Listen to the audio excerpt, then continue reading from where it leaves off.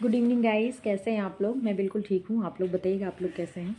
मैं आप लोगों को गृह विज्ञान में जो चैप्टर है स्थानीय स्वास्थ्य संस्थाएं प्रशासन एवं सेवाएं, यही मैं बता रही थी, जिसमें WHO बता दिया मैंने कंप्लीट। यूनिसेफ बता रही थी, the United nation children funds of UNICEF जिसे कहते हैं, जिसमें से आई और ई को हटा दिया गया है। ठीक है, ये चीज़ मैंने क्या की थी, आपको कुछ चीज़ें बताई थी। तो इसमें से कंप्लीट करने के बाद मैं आपको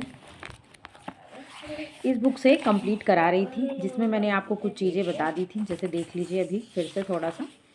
यूनिसेफ बताया था, यूनिसेफ कब आया, 11 दिसंबर 1946 में ये आया। कब भारत में आया, तो 1949 में ये भारत में मतलब इसकी स्थापना हुई। ठीक है, और ये जो है क्या है, यूएनओ की क्या है, विशिष्ट शाखा स्पेशल ब्रांच थी। बाद में क्या हो गई, उसकी एक संगठन बन गई, उसके संगठन में आ गई है। तो कुछ चीज़ें मैंने आपको यहाँ तक बता दिया। ठीक है, इसका मतलब मुख्यालय कहाँ है, मेन तो न्यूयॉर्क में है, पर कोपेनहेगन द्वारा इसके कार्य किए जाते हैं। फिर कुछ चीज़ें बताई, जैसे इसने क्या क्या काम, तो दुग्ध केंद्र बम्बई, मातृ शिशु कल्याण एवं नर्सिंग केंद्र कोलकाता, बाल रोध चिकित्सा केंद्र Madras, DDT factory Delhi, penicillin factory Pimpri Poona के द्वारा। ये सब कुछ इसके काम थे, कुछ इसकी उपलब्धियाँ थी या इसके कुछ एक्टिविटीज़ थे। उसके बाद मैंने एक एक करके आपको कुछ चीज़ें बताई थी, जैसे ये कार्य किस किस के क्षेत्र में करता है। तो मैं आपको बताई थी शिशु एवं पोषण, शिशु स्वास्थ्य चाइल्ड हेल्थ, फिर है बाल विकास एवं जीवितता, प्राथमिक स्वास्थ्य संरक्षण, जल और स्वच्छता, शिक्षा, सार्वभौमिक प्रतिरक्षण, परिवार और शिशु कल्याण, आपातकालीन सहायता एवं पुनर्वास। उसमें से मैंने आपको शिशु पोषण, शिशु स्वास्थ्य, बाल विकास एवं जीवितता, प्राथमिक स्वास्थ्य संरक्षण, उसके बाद जल आपको बताना है। तो चलिए ज़्यादा बातें नहीं करते हैं, वीडियो स्टार्ट करते हैं।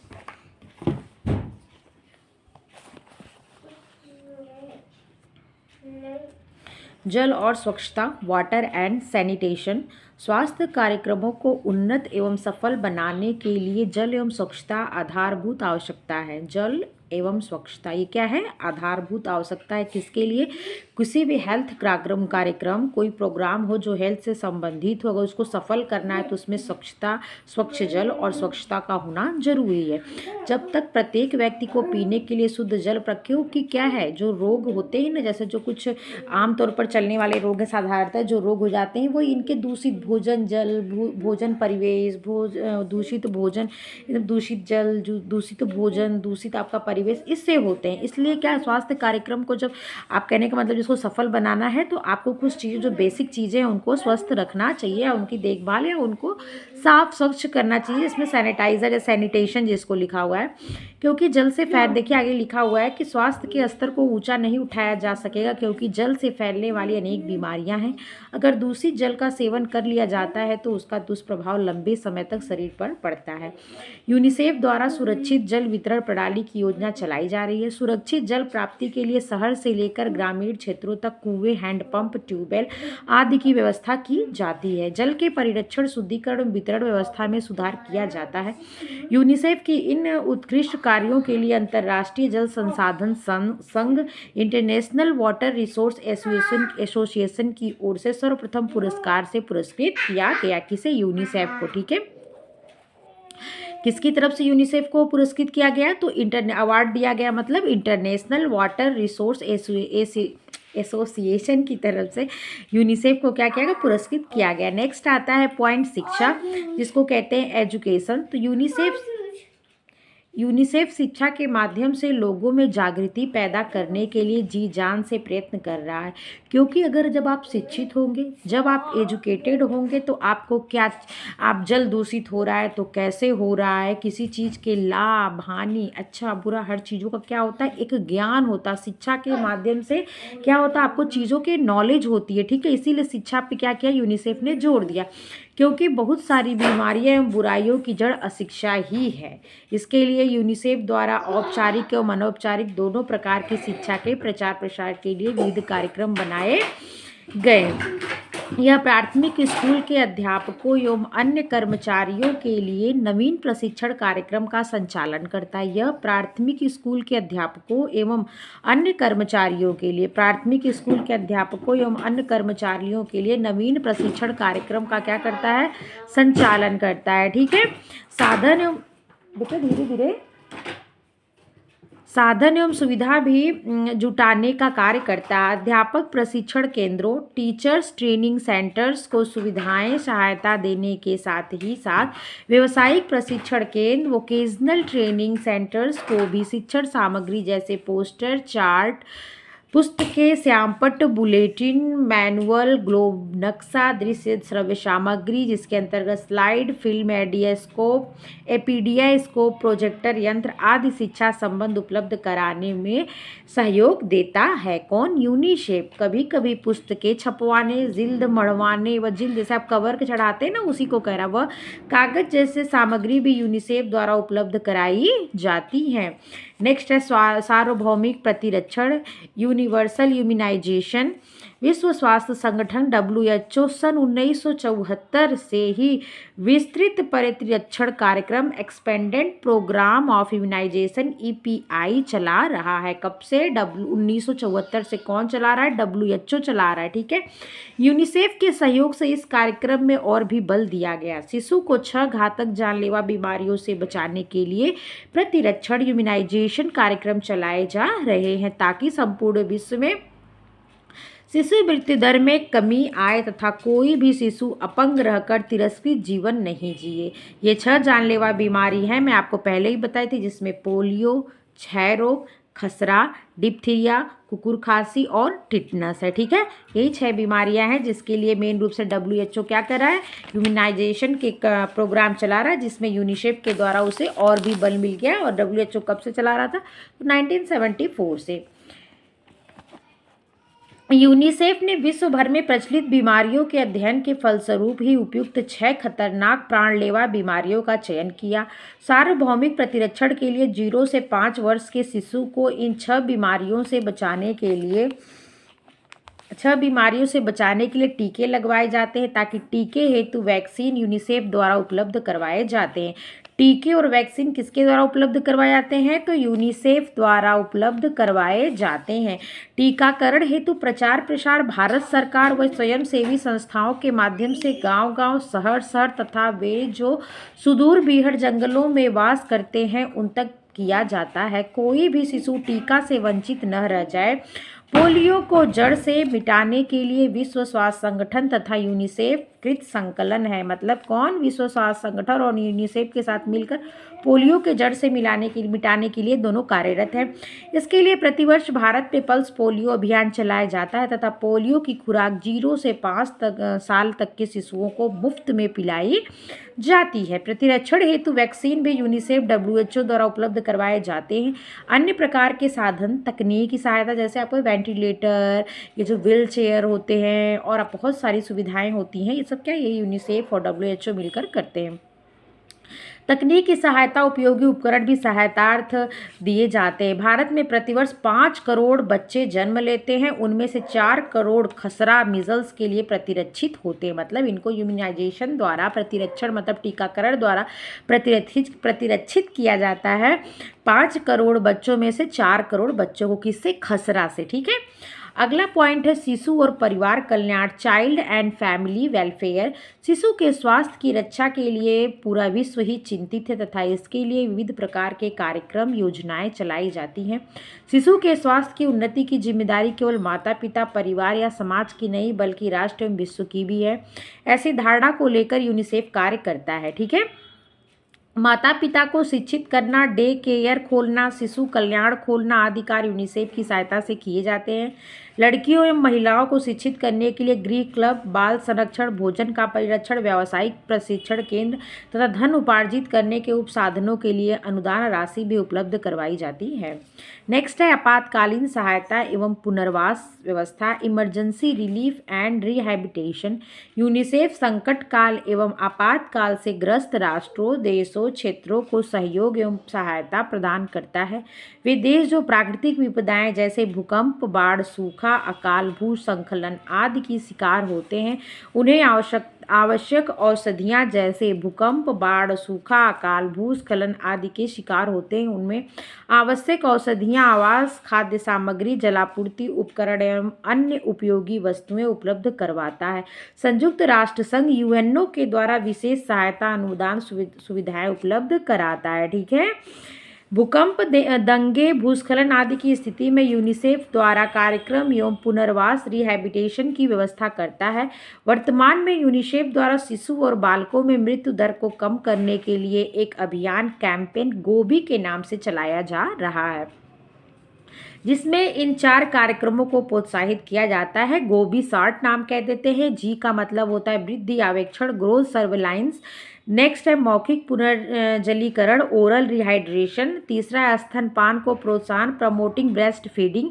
बी का मतलब और आई का मतलब है प्रतिरक्षण कार्यक्रम, इम्यूनाइजेशन प्रोग्राम। 6 घातक बीमारियों जिसमें आपको पता है पोलियो, क्षय रोग, खसरा और काली खांसी और क्या था 2,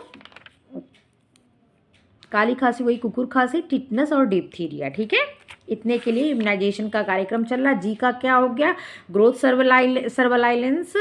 और ओ का क्या हो गया, ओरल डिहाइड्रेशन। बी का क्या होगा, प्रमोटिंग बेस्ट फीडिंग। और आई का क्या हो गया, इम्यूनाइजेशन प्रोग्राम। ठीक है, चलिए फिर आगे देखते हैं। यूँ तो यूनिसेफ संयुक्त राष्ट्र संगठन का ही एक भाग है। यूनिसेफ क्या है, यूएनओ का एक भाग है, आपको पता ही है, परंतु इसे उक्त संगठन से कोई वित्तीय सहायता नहीं मिलती। यूनिसेफ को यूएनओ से क्या होता है, वित्तीय सहायता नहीं मिलती है।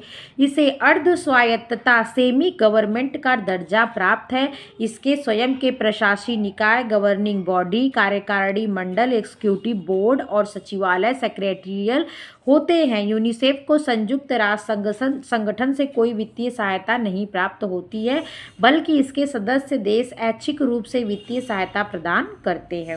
मतलब जो देश इसमें सम्मिलित हैं वो इनको जो अनुदान देते हैं या जो अपनी ऐच्छिक मतलब इच्छा पे डिपेंड है, वो जितना भी देते हैं वित्तीय सहायता उसी के साथ यूनिसेफ कार्य करता है। इसको यूएनओ के द्वारा क्या होती है, कोई वित्तीय सहायता नहीं प्राप्त होती। लेकिन डब्ल्यूएचओ में क्या है, डब्ल्यूएचओ के जो संगठन हैं जो उससे जुड़े हैं वो भी अनुदान देते हैं, फिर बदले में डब्ल्यूएचओ भी उनको देता है। ठीक है, इसके स्वयं के प्रशासकीय हो गया। यूनिसेफ को संयुक्त राष्ट्र संगठन से कोई वित्तीय सहायता नहीं प्राप्त होती, बल्कि इसके सदस्य देश ऐच्छिक रूप से वित्तीय सहायता प्रदान करते हैं। वर्तमान में यूनिसेफ के 117 सदस्य देश हैं। यूनिसेफ के अपने कार्डों को बेचकर अपने साधनों को 10% तक मजबूत बनाता है। केवल भारत में लगभग 7 से 8 डॉलर रुपए के कार्ड प्रतिवर्ष बिक्री किए जाते हैं और इसी राशि का उपयोग अनुदान देने, उपकरण क्रय करने आदि में किया जाता है। भारतवर्ष यूनिसेफ को 60 लाख रुपए सहायता उपलब्ध कराता है। ठीक है, यूनिसेफ के कार्य एक नज़र में। Function of UNICEF at a glance. UNICEF के कार्य 1 नंबर शिशु पोषण, 2 नंबर शिशु स्वास्थ्य, 3 बाल विकास एवं जीवितता, नंबर 5 प्राथमिक और स्वास्थ्य संरक्षण, जल और स्वच्छता, शिक्षा, सार्वभौमिक प्रतिरक्षण, 6 बीमारियों को ध्यान में रखकर परिवार और शिशु कल्याण, आपातकालीन सहायता एवं पुनर्वास व्यवस्था। ठीक है, आज यहाँ पे आपका यूनिसेफ खत्म हो जाता है। 9 की बुक में देखते हैं आगे क्या दिया हुआ है। तो देखिए ये 2 मैंने ख़त्म कर दिया। आगे इसमें दिया हुआ है रेड क्रॉस सोसाइटी, देख लीजिए। भारतीय रेड क्रॉस सोसाइटी का मुख्यालय नई दिल्ली में है। कहाँ पे है, नई दिल्ली में है। यह बहुत ही नगरों से मातृ कल्याण एवं केंद्रों के द्वारा अनाथालयों और महिलाओं और बच्चों को अस्पतालों में निःशुल्क औषधियाँ तथा दुग्ध चूर्ण वितरित करता है। क्या करता है रेड क्रॉस, ये जो है मातृ कल्याण के द्वारा केंद्रों के द्वारा अनाथालयों और महिलाओं बच्चों को अस्पतालों में निःशुल्क औषधियों दुग्ध चूर्ण वितरित करता है। इसकी स्थापना कब हुई थी रेड क्रॉस की, तो 1920 में हुई थी। भारत में इसकी लगभग 400 शाखाएं हैं। अकाल महामारी, युद्ध के समय घायलों की चिकित्सा तथा सेवा का कार्य यह संगठन करता है। संक्रामक रोगों के उन्मूलन तथा दुर्घटनाग्रस्त लोगों के लिए भी यह संगठन कार्य करता है। कौन, तो रेड क्रॉस। स्थापना कब, 1920 में। मुख्यालय कहाँ, नई दिल्ली में। इसके मुख्य कार्य हैं राहत कार्य, नंबर 2 दूध तथा दवाइयों की पूर्ति, नंबर 3 सेना की सहायता, देखिए सेना की भी सहायता करता है रेड क्रॉस, ध्यान दीजिएगा। 4 मातृ शिशु कल्याण सेवाएं, 5 परिवार कल्याण, 6 रक्तदान एवं प्राथमिक सहायता। अगला है इसमें कोलंबो योजना। इस योजना का निर्माण सन 1950 में कॉमनवेल्थ के लिए हुआ। कोलंबो योजना का जो निर्माण क्यों हुआ, तो 1950 में इसका निर्माण हुआ। जो कॉमनवेल्थ गेम जो होते हैं ना, कॉमनवेल्थ के लिए हुआ। इस योजना के अंतर्गत प्रावैगिक व्यक्तियों को प्रशिक्षण दिया जाता था कोलंबो योजना के द्वारा। फिर आता है नंबर केयर का। दिख रहा है ना आप लोगों को? नंबर आता है केयर का। यह एक गैर सरकारी संस्था है। केयर कैसी संस्था है? तो ये जो है एक गैर सरकारी संस्था है जो आहार संबंधी समस्याओं का समाधान करने का सफलतापूर्वक कार्य कर रही है। अगला है फोर्ड संस्था। यह संस्था जन स्वास्थ्य के लिए धन संग्रह तथा विचार विमर्श के लिए। कौन? फोर्ड संस्था क्या करती है?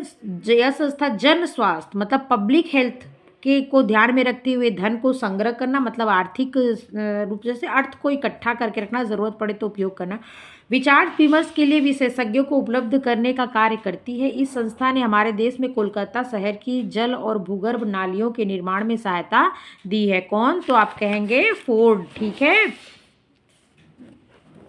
अगला है कस्तूरबा गांधी ट्रस्ट। भारत में बहुत से नगरों में कस्तूरबा गांधी ट्रस्ट के नाम से छोटे और बड़े स्वयंसेवी संगठन जो माताओं संगठन हैं। कौन? कस्तूरबा गांधी ट्रस्ट जो माताओं तथा शिशुओं को पूर्व प्रसव, प्रसवकालीन तथा उत्तर प्रसव मतलब पूर्व प्रसव, आप जब प्रेग्नेंट है तो उसके पहले, अब प्रेग्नेंट हैं मतलब प्रेग्नेंट नहीं थी तो उसके पहले, अब इस टाइम क्या है? प्रेग्नेंट है और प्रेग्नेंट के बाद। ठीक है। आवश्यकताओं हेतु सेवा कार्य करता है। कौन? कस्तूरबा गांधी ट्रस्ट। यह संस्था ग्रामीण क्षेत्रों में माताओं एवं बालकों के कल्याण बहुत बहुमूल्य कार्य कर रही है। अगला है रॉकफेलर संस्था। 8 नंबर। अंतर्राष्ट्रीय स्वास्थ्य संघ द्वारा भारत में 7 स्वास्थ्य केंद्रों की स्थापना हुई तथा इन संस्था द्वारा प्रशिक्षण के लिए छात्रवृत्तियां प्रदान की जाती हैं रॉकफेलर संस्था के द्वारा। अगला है पॉइंट देख लीजिए, बहुउद्देशीय कार्य प्रणालियां।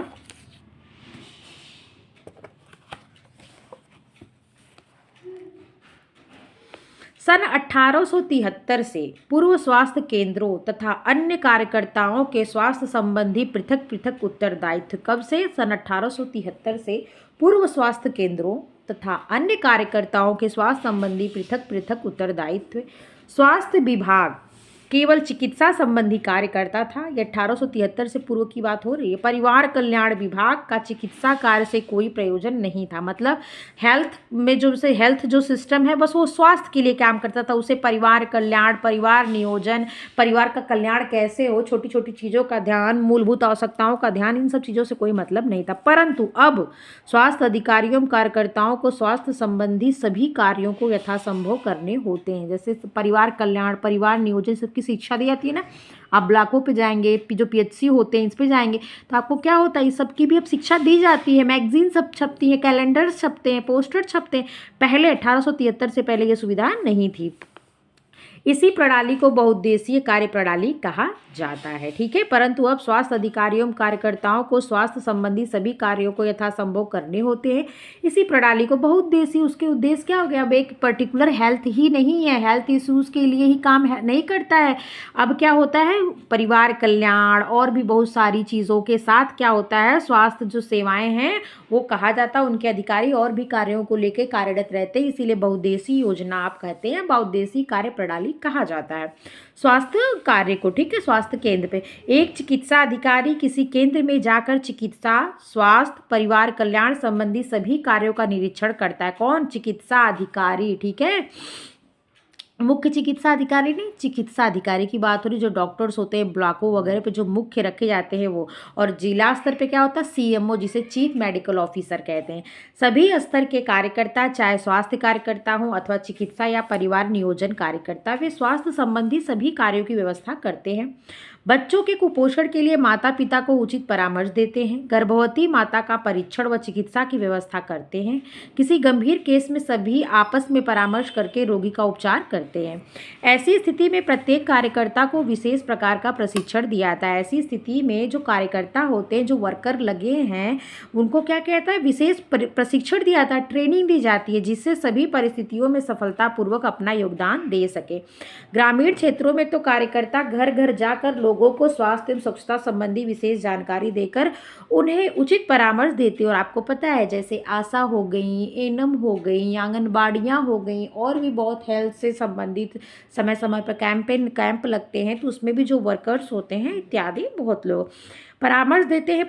परिवार नियोजन के लिए प्रोत्साहित भी करते हैं। जैसे मैं एक दिन आपको बताई थी कि हमारे गांव में एक बार ऐसे ही कैंपेन टाइप का ही लगा था, या कह सकते हैं कि मतलब कुछ लोग थे मीटिंग वगैरह टाइप का, जैसे किसी चीज़ को मतलब कार्यक्रम आयोजित किया गया था, जिसमें क्या पता जो 3 साल का गैप रखे थे बच्चों में उनको पुरस्कृत किया जा रहा था। तो ये प्रोत्साहन का एक क्या है, एक माध्यम है।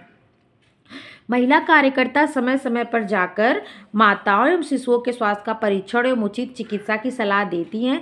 गर्भवती महिलाओं की गंभीर स्थिति देखकर उन्हें केंद्र में भेजने की व्यवस्था करती हैं।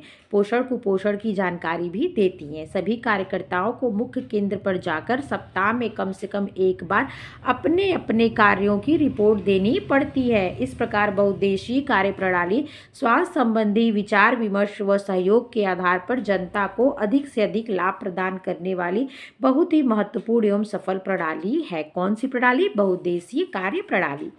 अगला है टॉपिक जन स्वास्थ्य के मार्ग में बाधाएं। अब तक तो आपने देख लिया कुछ कार्य प्रणालियाँ, कुछ एजेंसियां देख लिया, फिर आपने देख लिया बहुउद्देशीय मल्टीपर्पज़ जो प्रोग्राम है उसका। अब क्या बाधाएं आती हैं, ये जब लोगों के हेल्थ को कार्यों को जब आगे बढ़ाया जाता है तो उनमें क्या क्या बाधाएं आती हैं, रुकावटें आती हैं, उसको ध्यान से देख लीजिए। भारत सरकार ने समय की आवश्यकता अनुसार जन स्वास्थ्य को उन्नत बनाने के लिए अनेक सक्रिय कदम उठाए जिससे अधिक से अधिक नागरिक लाभान्वित हो सके, किंतु व्यवहारिक रूप में ऐसा अनुभव किया गया है कि जन स्वास्थ्य के कार्यक्रमों में उतनी सफलता नहीं मिल सकी जितनी मिलनी चाहिए थी। स्वास्थ्य के मार्ग में कुछ ऐसी बाधाएं हैं जो इस कार्यक्रम की असफलता का कारण है। वे बाधाएं इस प्रकार है। नंबर 1, रूढ़िवादिता। आज विज्ञान का युग है जिसमें मानव को चिकित्सा क्षेत्र में नई नई औषधियों व चिकित्सा पद्धति की भी विशेष उपलब्धियां हुई, जिससे अनेक असाध्य रोगों पर भी काबू पा लिया गया। परंतु गांव व शहरों की अधिकांश जनता अपनी अशिक्षा व अज्ञानता के कारण स्वास्थ्य व चिकित्सा के लिए वही पुरानी दकियानूसी भावनाओं के कारण स्वास्थ्य संबंधी नवीन सुविधाओं व चिकित्सा से परहेज करती है।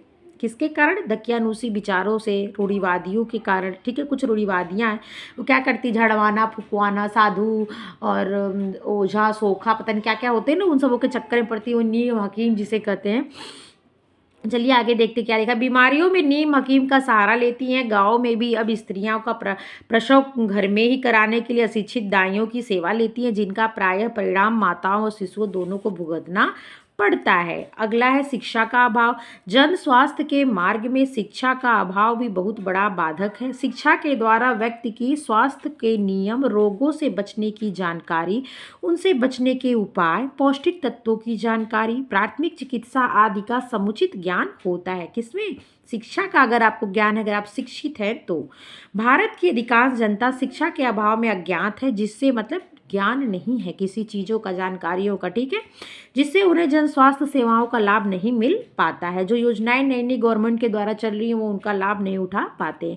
जन स्वास्थ्य के प्रति अरुचि मतलब अपने हेल्थ को लेके क्या इंटरेस्टेड न होना। जनता व्यक्तिगत स्वास्थ्य में तो थोड़ी रुचि रखती भी है, परंतु मतलब अपने हेल्थ को लेके तो ध्यान रखती है, पर पब्लिक हेल्थ को लेके कोई ध्यान नहीं रखता। और ये सही है, कहीं भी क्या होगा, टॉयलेट करने लगते हैं, कहीं भी थूक देते हैं, कहीं भी कुछ खा के फेंक देते, तो वो पब्लिक हेल्थ को हार्म करता है। परंतु कहीं ना कहीं आप ही लोगों, जो उनके परिवेश के लोग हैं, उन्हीं को चाहे प्रत्यक्ष या परोक्ष रूप से नुकसान करता है, पर उनको लगता है कि हमें नुकसान नहीं करता है। परंतु जन स्वास्थ्य के प्रति पूर्ण उपेक्षा का भाव रहता है। यही कारण है कि लोग अपने घर की तो सफाई कर लेते हैं, अपने घर की सफाई कर लेंगे, पर क्या करते हैं, नाली का पानी रोड पे छोड़ देते हैं कि मेरा क्या नुकसान हो रहा है। रोड पे जा रहा है, गवर्नमेंट व्यवस्था करे, तो गवर्नमेंट का क्या नुकसान हो रहा है? गवर्नमेंट आपके सर पे नहीं बैठी हुई है, उस नाली के सर पे आप ही बैठे हुए हैं। आपको ही उन रोगों को क्या करना पड़ेगा, झेलना पड़ेगा। अपने अर्थ के मानसिक रूप से, शारीरिक रूप से क्या होगा, आपका ही क्या होगा, कह सकते हैं नुकसान होगा। ठीक है, इधर उधर थूकने, पेशाब आदि करने से उन्हें कोई संकोच नहीं होता। उन्हें इस बात में कोई रुचि नहीं होती कि उनको ऐसा करने से वातावरण दूषित होकर अन्य लोगों के स्वास्थ्य को कितनी हानि पहुंचा सकता है। स्वास्थ्य संगठनों में निष्क्रियता। भारत में अनेक स्वास्थ्य संगठन कार्य कर रहे हैं।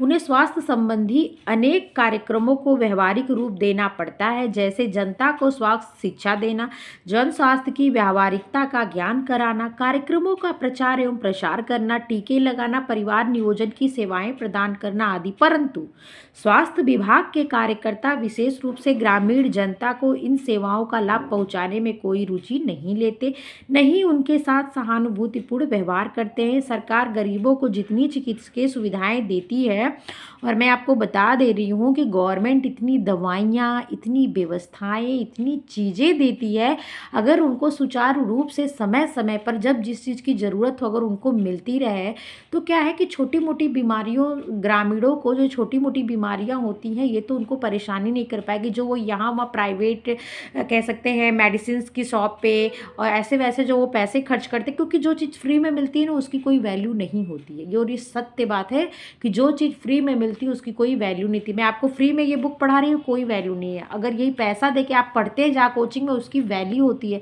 आप क्या होता है, मन से पढ़ते हैं, देखते हैं, पूरी वीडियो देखते हैं, लेकिन मैं आपको फ्री में देख रही हूँ तो आप कह रहे हैं फ्री में है, क्या है इनका, है ना। तो वही चीज़ होती है। तो जैसे फ्री में दवाएं जो मिलती हैं, जो गवर्नमेंट की तरफ से, आंगनबाड़ी की तरफ से जो पोषाहार दिया जाता है, वो उसमें इतने न्यूट्रिएंट होते हैं, वो इतना अच्छा होता है, लेकिन वही फ्री में होता है तो लोग अपने बकरी और पशुओं को खिलाते हैं, कहते हैं कि नहीं अच्छा है। इसमें सारी गलती कहते हैं आंगनबाड़ी जो देती है उनकी गलती है, जो कार्यकर्ती जो है सहायिका, पर ऐसा नहीं है। गाँव वाले भी उसको ले जाके खाना नहीं चाहते, उसको ले जाके अपने भैंस लेते तो बड़े चाव से, लेकिन खाते नहीं है। भैंसों को, बकरियों को, गायों को खिलाना चाहते हैं। उनको क्या है, शिक्षा का अभाव है। अगर आप उसके पीछे जो दलिया आती है, जो हलवा आता है, जो चने की दाल आती है, सब नंबर 1 A1 क्वालिटी का आता है। आप अगर कहीं से भी किसी लोगों को अगर इस चीज़ का सुविधा मिलती हुई, ऐसे गांव में लोग क्या करते हैं, नाम पड़ता ही है, जो ग्रामीण परिवेश में भी का मतलब रहते होंगे उनको ये चीज़ पता है। आप उसके पीछे जाइएगा, जो दलिया, जो चीज़ें आती हैं पोषाहार करके, जो हलवा वगैरह बनाने के लिए, उसके पीछे देखिएगा उसमें न्यूट्रिएंट की कितनी कितनी टाइप होते हैं और कैसे कैसे उसमें कौन कौन सी चीज़ें होती हैं। वो फुल इनरिच सोर्स होता है, आपके न्यूट्रिएंट को ध्यान में रख के बनाया जाता है, लेकिन वो फ्री में मिलता है तो इसलिए उसकी कोई वैल्यू नहीं है। लोग मार्केट में जाके अगर वही खरीद के लाते तो क्या होता है, उसकी वैल्यू होती। ठीक है, तो वही बात है, फ्री की चीज़ों की लोग क्या करते हैं, वैल्यू नहीं करते हैं। तो लिखा हुआ है कि भारत में अनेक स्वास्थ्य संगठन कार्य करें। यहाँ तक मैं बता दी थी। सरकार गरीबों को जितनी चिकित्सकीय सुविधाएं देती है, स्वास्थ्य कार्यकर्ता उसमें भी कटौती कर लेते हैं। फलस्वरूप जैसे जो दवाएं, जो पट्टियाँ, जो पैड वगैरह, सैनिटरी पैड वगैरह, जो हर चीज़ ग्रामीणों को देने के लिए, वो जो गरीबी रेखा के नीचे जीवन यापन कर रहे हैं उनको देने के लिए हर चीज़ गवर्नमेंट देती है। लेकिन क्या होता है, ये जो वर्कर्स भी होते हैं ना, जो ऊपर भी होते हैं ना, वो क्या करते हैं, उसको प्राइवेट में सेल कर देते हैं, बेच देते हैं, उनके तक पहुँच ही नहीं पाती है चीज़ें। तो वही चीज़ें लिखा है कि क्या होती हैं, धन मतलब कटौती कर लेते हैं। कटौती करके क्या करते हैं, अपने घर में जाके भरते थोड़ी ना, उसको बेच देते हैं। ठीक है, उसका पैसा ले लेते हैं, उससे भी वसूली कर लेते हैं। फलस्वरूप उन्हें धन व्यय करके ही जन स्वास्थ्य सेवा का लाभ मिलता है, इसलिए वे सार्वजनिक स्वास्थ्य सेवाओं का लाभ नहीं उठा पाते हैं। तो कुछ चीज़ें हो गई जो जन स्वास्थ्य के मार्ग में बाधाएं उत्पन्न कर गई थी। रूढ़िवादिता हो गई, शिक्षा का अभाव हो गया, जन स्वास्थ्य के प्रति अरुचि हो गई, और क्या हो गया, स्वास्थ्य संगठनों में निष्क्रियता हो गई। नेक्स्ट आता है कुछ महत्वपूर्ण कार्यक्रम, आप देख लीजिए, बस एक पेज है, आप देख लीजिए। देश तथा प्रदेश में मातृ कल्याण, शिशु कल्याण, बाल कल्याण, परिवार कल्याण व परिवार नियोजन संबंधी अनेक कार्यक्रम संचालित हो रहे हैं। जो योजनाएं, जो कार्यक्रम बनाया जाता है, इन्हीं को ध्यान में रखकर ही बनाया जाता है। यहाँ इनमें से कुछ कार्यक्रमों का विवरण इन्हीं उपलब्धि सहित प्रस्तुत किया जा रहा है। राष्ट्रीय परिवार कल्याण कार्यक्रम, यह एक राष्ट्रीय कार्यक्रम है। कौन सा कार्यक्रम, राष्ट्रीय परिवार कल्याण कार्यक्रम जो है ये क्या है, एक नेशनल लेवल की, एक राष्ट्रीय स्तर के कार्यक्रम है, पूरे भारत में लागू होता है। इसके अंतर्गत परिवार के कल्याण की व्यवस्था है। भारत की बढ़ती हुई जनसंख्या को नियंत्रित करना तथा परिवारों को सीमित कर अच्छे रहन सहन की प्रेरणा देना इसका प्रमुख उद्देश्य है। राष्ट्रीय परिवार कल्याण कार्यक्रम पूर्णतः केंद्रीय सरकार, जब सेंट्रल की व्यवस्था है तभी तो पूरे भारत पे लागू है, तथा कुछ विश्व संगठनों द्वारा संचालित कार्यक्रम है। यह कार्यक्रम प्रत्येक जिले में मुख्य चिकित्सा अधिकारी मतलब CMO द्वारा संचालित किया जाता है, चीफ मेडिकल ऑफिसर। यह महिला चिकित्सालयों के साथ संलग्न किए गए नगरीय परिवार नियोजन केंद्रों, प्राथमिक चिकित्सा केंद्रों जो प्रत्येक ब्लॉक में होता है, आदि के प्रभारी चिकित्सा अधिकारियों के सहयोग से नगर से गांव तक उच्चतम प्राथमिकता के साथ संचालित किया जाता है। क्या मतलब? ये प्रत्येक जिले में संचालित होता है। यह कार्यक्रम का जो मुख्य होता है, वो जिसके अंडर में चलाया जाता है, वो सीएमओ होता है। उसके बाद क्या होता है, ये नगरीय परिवार नियोजन केंद्रों के साथ प्राथमिक चिकित्सा केंद्रों ब्लॉकों में जाता है। ब्लॉकों के माध्यम से क्या होता है, ग्राम ग्राम में इसकी सुविधाएं दी जाती हैं। इसके प्रमुख कार्य शिक्षित व अशिक्षित व्यक्तियों को परिवार नियोजन के लिए प्रोत्साहित करना, उन्हें प्रशिक्षित करना आदि। इसके लिए जिला प्रसार शिक्षक, जिला स्वास्थ्य शिक्षा अधिकारी आदि के द्वारा विज्ञापन मतलब एडवर्टाइजमेंट, प्रदर्शनी, ड्रामे, फिल्म शो आदि के माध्यम से जनता को प्रोत्साहित किया जाता है। प्रशिक्षण और परिवार नियोजन संबंधी विभिन्न उपाय अपनाने हेतु प्रेरित करने के लिए समय समय पर अभियान, शिविर, पखवाड़े आज जो 15 दिन पे पछवाड़ा भी कहते हैं आदि के लिए क्या होता है, चलाए जाते हैं। पक्ष जिसे कहते हैं ना, कृष्ण पक्ष, शुक्ल पक्ष, वही पखवाड़े की बात करिए, मतलब पखवाड़े आदि भी चलाए जाते हैं। दूसरा है, आपने क्या देखा, राष्ट्रीय परिवार कल्याण कार्यक्रम देखा। आप क्या देख रहे हैं, राष्ट्रीय परिवार कल्याण कार्यक्रम के अंतर्गत परिवार नियोजन। राष्ट्रीय परिवार कल्याण कार्यक्रम के अंतर्गत परिवार नियोजन हेतु अनेक विधियां अपनाई जाती हैं। इन सब विधियों को मुख्यतः 2 भागों में बांटा जाता है। एक अस्थायी विधियां और दूसरी क्या है, अस्थायी विधियां। परिवार नियोजन का मतलब क्या है, परिवार कल्याण का मतलब क्या है, जो आपके बच्चे हैं, बच्चों के बीच में गैप हो, कम से कम मतलब 2 बच्चों के बाद मतलब ज़्यादा बच्चे मत आप पैदा करिए। यही कुछ चीज़ें हैं जिसको ध्यान में रखकर कुछ अस्थायी और अस्थायी विधियां बताई गई हैं। चलिए एक एक करके देखते हैं।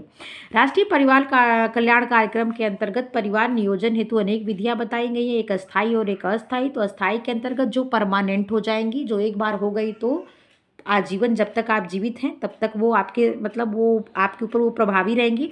और अस्थायी का मतलब वो कुछ समय के लिए होती हैं। तो अस्थायी के अंतर्गत क्या है कि इसके अंतर्गत महिला और पुरुष नसबंदी होती है, जिसे क्या कहते हैं, वेसेक्टॉमी एंड ट्यूबेक्टॉमी। ठीक है। इन विधियों के लिए जिला, तहसील एवं विकास खंड स्तरों पर सुविधाएं प्राप्त होती है। पुरुष नसबंदी महिला नसबंदी की अपेक्षा आसान एवं निरापद है। पुरुष नसबंदी क्या होता है, आसान होता है। इस संबंध में अनेक भ्रामक शंकाएं लोगों के द्वारा व्यक्त है, किंतु ये ऑपरेशन अत्यंत आसान व हानि रहित है। आजकल एक अत्याधुनिक तथा आसान विधि के द्वारा महिला नसबंदी और भी अधिक सुविधाजनक हो गई है। यह लैप्रोस्कोपी विधि के द्वारा संभव हुआ है। इस विधि के अंतर्गत कहते हैं दूरबीन के द्वारा, वही बता रहे हैं, एक अत्यंत आधुनिक उपकरण के द्वारा बिना बड़ा ऑपरेशन किए नसबंदी की जा सकती है। अगला है अस्थायी कार्यक्रम। अस्थायी विधियां भी पुरुष तथा महिला दोनों के लिए उपलब्ध हैं। पुरुषों के लिए निरोध जो कॉन्डोम होता है उसका प्रयोग करने कह रहे हैं, तथा महिलाओं के लिए कापरटी अथवा लूप आदि पूर्व निरापद एवं सफल विधियां हैं जो परिवार कल्याण केंद्र से निःशुल्क प्राप्त की जाती हैं। इसके अतिरिक्त खाने की गोलियां या क्रीम आदि अन्य साधन भी जो पिल्सेस होती है, महीने भर खाते हैं तो आप कंसीव नहीं कर सकते बेबी, उसी को कह रहे हैं खाने की गोलियां, अन्य साधन प्रयुक्त किए जा सकते हैं। अगला है तीसरा, क्या लिखा है, राष्ट्रीय मातृ एवं शिशु कल्याण कार्यक्रम।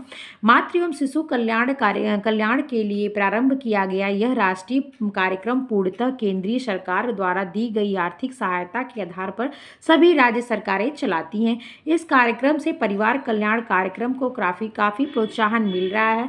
इसके मुख्य उद्देश्य क्या हैं, तो इस कार्यक्रम के प्रमुख उद्देश्य निम्नलिखित है। नंबर 1, गर्भावस्था में महिला की देखभाल, उसको पौष्टिक आहार, विटामिन इत्यादि का सेवन कराना तथा विशिष्ट व्यायाम के द्वारा उसे प्रशिक्षित करने के लिए प्रसव के लिए तैयार करना। ठीक है।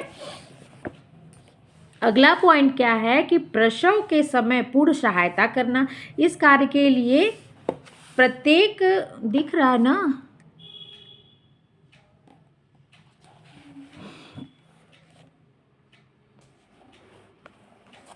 इस कार्य के लिए प्रत्येक गांव में दाइयों को प्रशिक्षित किया गया है तथा उन्हें आवश्यक सहायता सामग्री उपलब्ध कराने के लिए पर्याप्त आर्थिक सहायता प्रदान की जाती है। नंबर 3 है, प्रसव के पश्चात माता की देखभाल तथा उसे पौष्टिक आहार, विटामिन आदि देकर उसका स्वास्थ्य वर्धक करने के लिए आवश्यक सहायता प्रदान करना है। नेक्स्ट है, शिशु की देखभाल, अनेक संक्रामक रोगों आदि के लिए उसे टीकाकरण लगाना तथा आहार की व्यवस्था करना है। शॉर्ट में दिया है, मैं आपको बता देती हूँ, इसको मैं शॉर्ट्स में डाल दूंगी, आप लोग वहाँ से भी इसको स्क्रीनशॉट भी ले सकते हैं, देख भी सकते हैं। नंबर 1 है स्वास्थ्य शिक्षा का उद्देश्य क्या है, तो व्यक्ति तथा राष्ट्र का उत्तम स्वास्थ्य, जनसाधारण को वैज्ञानिक ज्ञान का लाभ प्रदान करना, जनसाधारण को देशी विदेशी संगठनों, आंदोलनों, उपलब्ध सेवाओं तथा कार्यक्रम से अवगत कराना आदि। नेक्स्ट है जन स्वास्थ्य का अर्थ किसी स्थान पर रहने वाले व्यक्तियों के सामूहिक स्वास्थ्य से है। अगला पॉइंट है विश्व स्वास्थ्य संगठन। विश्व स्वास्थ्य संगठन की स्थापना 7 अप्रैल 1948 में की गई। इसका मुख्यालय जेनेवा में है। रेड क्रॉस सोसाइटी, इसका मुख्यालय नई दिल्ली में है। यह बहुत से नगरों में मातृ कल्याण केंद्रों के द्वारा अनाथालयों, महिलाओं एवं बच्चों को अस्पतालों में निःशुल्क औषधियाँ तथा दुग्ध चूर्ण वितरित करता है।